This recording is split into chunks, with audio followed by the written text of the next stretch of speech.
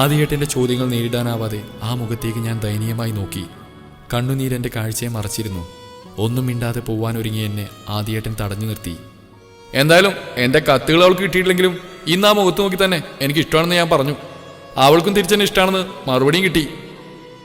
ആദിയേട്ടൻ അതൊരു പ്രതികാരം പോലെ എന്നോടത് പറയുമ്പോൾ നിസ്സഹായതയോടെ ആ മുഖത്തേക്കും അഞ്ജുവിനെയും ഞാൻ നോക്കി. മറുത്തൊരക്ഷരം പറയാതെ തിരികെ നടക്കുമ്പോൾ എൻ്റെ കത്തുകൾ എന്തു ചെയ്തു എന്ന് ആദിയേട്ടൻ ചോദിക്കുന്നുണ്ടായിരുന്നു. വീട്ടിലേക്ക് നടക്കുമ്പോൾ ആദിയേട്ടൻ്റെ മുഖം മനസ്സിൽ തെളിഞ്ഞു വന്നു. ഓരോ തവണയും ആദിയേട്ടൻ എന്നെ കാണാൻ വരുമ്പോഴും ഒരുപാട് ആഗ്രഹിച്ചിരുന്നു മനസ്സിലെ ഇഷ്ടം തുറന്നു പറയാൻ. പക്ഷേ ആ മനസ്സിൽ ഞാനല്ല എന്നറിഞ്ഞ നിമിഷം തകർന്നു പോയിരുന്നു. പക്ഷേ അഞ്ജുവിന്, അവൾക്കറിയാമായിരുന്നല്ലോ എല്ലാം. തൻ്റെ പ്രാണനാണ് ആദിയേട്ടനെന്ന്. ആദിയേട്ടനെ പോലെ ഒരാളെ ആരാണ് ആഗ്രഹിക്കാത്തത്? അങ്ങനെ ഒരാൾ ഇഷ്ടമാണെന്ന് പറയുമ്പോൾ പിന്നെ കൂട്ടുകാരി എന്തിനു ഓർക്കണം? പലതും ചിന്തിച്ച് നടന്നു. വീട്ടിലെത്തിയതും മച്ചിലേക്കാണ് കയറിയത്. മച്ചിൻ്റെ മുകളിലേക്ക് വലിച്ചെറിയാറുള്ള കത്തുകൾ പൊടി പിടിച്ചു തുടങ്ങി. എങ്കിലും കയ്യിൽ കിട്ടിയതൊക്കെ എടുത്തു. എല്ലാം ആദിയേട്ടന് തന്നെ തിരികെ കൊടുക്കണം. ചെയ്ത തെറ്റിന് മാപ്പ് ചോദിക്കണം. നിറഞ്ഞ കണ്ണുകൾ തുടച്ച് പടികൾ ഇറങ്ങി ആദിയേട്ടൻ്റെ വീട്ടിലേക്ക് നടന്നു. ഗേറ്റ് തുറന്ന് അകത്തേക്ക് കയറിയപ്പോഴേക്കും ആദിയേട്ടൻ്റെ അമ്മ മുറ്റത്ത് നിൽക്കുന്നുണ്ടായിരുന്നു. ചെറുപ്പം മുതലേ ഉള്ള കൂട്ടായതുകൊണ്ട് എനിക്ക് ആദിയേട്ടൻ്റെ വീട്ടിലും ആദിയേട്ടൻ എൻ്റെ വീട്ടിലും പൂർണ്ണ സ്വാതന്ത്ര്യമുണ്ടായിരുന്നു. അമ്മയോട് ചിരിച്ചെന്ന് വരുത്തി ആദിയേട്ടൻ്റെ മുറിയിലേക്ക് ഞാൻ നടന്നു. എന്നെ കണ്ടതും ആദിയേട്ടൻ ദേഷ്യത്തോടെ നോക്കി നിന്നു. ഒന്നും പറയാതെ തല കുനിച്ചുകൊണ്ട് കയ്യിൽ ചുരുട്ടി പിടിച്ചിരുന്ന കത്തുകൾ ആദിയേട്ടന് നേർക്ക് നീട്ടി. എന്നോട് ക്ഷമിക്കൂ ആദിയേട്ടാ, ചെയ്ത് തെറ്റാണെന്ന് പൂർണ്ണ ബോധ്യമുണ്ട്. പക്ഷേ എന്നോടൊന്നും ചോദിക്കരുത്. ഏട്ടൻ എന്നോട് ക്ഷമിക്കണം. സങ്കടത്താൽ വാക്കുകൾ പലതും മുറിഞ്ഞു പോയിരുന്നു. കയ്യിലെ കത്തുകൾ ഏട്ടൻ്റെ മേശയിലേക്ക് വെച്ച് മുറി വിട്ട് തിരികെ നടക്കാൻ ഒരുങ്ങുമ്പോഴേക്കും ആദിയേട്ടൻ എനിക്ക് വട്ടം കയറി നിന്നു. അതെടുക്കടി. ആദിയേട്ടൻ കത്തിലേക്ക് വിരൽ ചൂണ്ടി. ആദിയേട്ടൻ്റെ മുഖത്തേക്ക് നോക്കുന്തോറും എന്നിൽ പേടി ഇരട്ടിച്ചു. ഒരിക്കൽ പോലും ഏട്ടൻ ദേഷ്യപ്പെട്ട് ഞാൻ കണ്ടിട്ടില്ല. വിറച്ചുകൊണ്ട് കത്ത് കയ്യിലെടുത്തു. അത് തുറന്ന് വായിക്ക്. ആദിയേട്ടൻ്റെ ഒച്ച ആ മുറിക്കുള്ളിൽ അലയടിച്ചു. പതിയെ ആ കത്ത് തുറന്നു നോക്കി. ശരിക്കും അപ്പോഴാണ് ഞാൻ ഞെട്ടിയത്. ആദിയേട്ടൻ്റെ ഓരോ വരികളിലും ഞാൻ മാത്രമായിരുന്നു നിറഞ്ഞു നിന്നത്.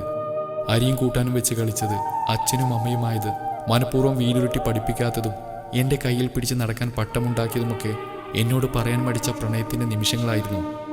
ഓരോ കത്തുകളും ആവേശത്തോടെ തുറന്നു നോക്കുമ്പോഴും ആ മനസ്സിൽ എന്നോടുള്ള സ്നേഹം തിരിച്ചറിയുകയായിരുന്നു. വെറുതെങ്കിലും അതൊക്കെ ഒന്ന് തുറന്നു നോക്കിക്കൂടായിരുന്നു ലച്ചു.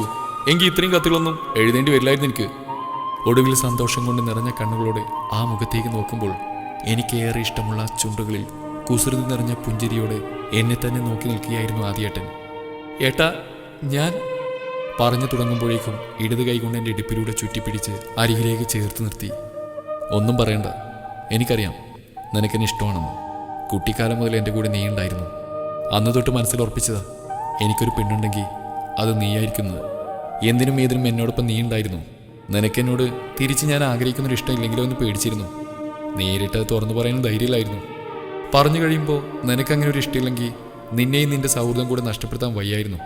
അതുകൊണ്ടാണ് കൂട്ടുകാരിക്കെന്ന് പറഞ്ഞ് നിന്റെ കയ്യിൽ കത്ത് തന്നത്. നീ അത് തുറന്നു വായിക്കുമെന്ന് ഞാൻ കരുതി. പക്ഷെ അതുണ്ടായില്ല.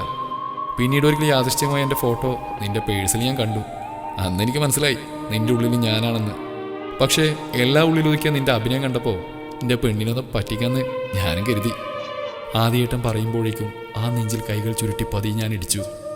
ദുഷ്ട, ഞാൻ എത്ര സങ്കടപ്പെട്ടെന്നറിയോ? ആദ്യമേ പറഞ്ഞുകൂടായിരുന്നു എന്നോട്? അച്ചോടാ, ഒത്തിരി സങ്കടപ്പെട്ടോ ദളൈച്ചൂട്ടി? എന്നാലേ സങ്കടമൊക്കെ മാറ്റാൻ ഒരു സാധനം തരാം എന്ന് പറഞ്ഞ് ഒന്നുകൂടെ ചേർത്ത് പിടിച്ച് ആ ചുണ്ടിലേക്ക് ചുണ്ട് ചേർക്കാൻ ഒരുങ്ങിയപ്പോഴേക്കും കല്യാണം കഴിഞ്ഞിട്ടില്ല എന്ന് രണ്ടാക്കും ഓർമ്മ വേണട്ടോ എന്ന് പറഞ്ഞുകൊണ്ട് അമ്മ ഞങ്ങളുടെ അടുത്തേക്ക് വന്നു. ഇവൻ എന്നോട് എല്ലാം പറഞ്ഞു മോളെ. ചെറുപ്പം മുതൽ കാണുന്നല്ലേ രണ്ടുപേരെയും. മോൾ എൻ്റെ മോൻ്റെ പെണ്ണായിട്ട് വരുന്നതിൽ ഞങ്ങൾക്ക് എല്ലാവർക്കും സന്തോഷമേ ഉള്ളൂ. അടുത്ത ദിവസം തന്നെ മുറ പോലെ പെണ്ണ് ചോദിക്കാൻ വരുന്നുണ്ട് വീട്ടിലേക്ക്. അമ്മ അത് പറയുമ്പോഴേക്കും സന്തോഷത്താൽ മതിമറന്നിരുന്നു. ഇത്രയും നാൾ പരസ്പരം പറയാതെ അറിയാതെ പ്രണയിച്ചു. ഇനി അങ്ങോട്ട് എല്ലാം മറന്ന് പ്രണയിക്കണം. ആദിയേട്ടൻ അത് പറയുമ്പോൾ നാണത്താൽ എൻ്റെ കവിളും ചുവന്ന് തുടുത്തിരുന്നു.